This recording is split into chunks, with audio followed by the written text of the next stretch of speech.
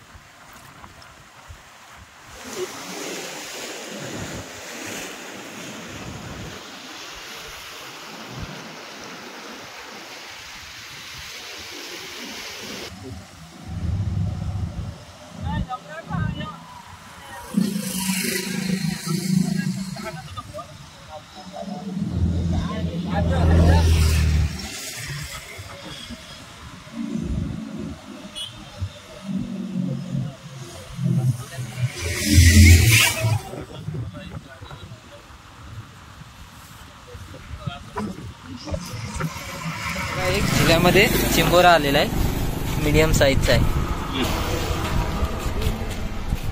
अरे घास पलवला, पुढचा बघ पुढचा।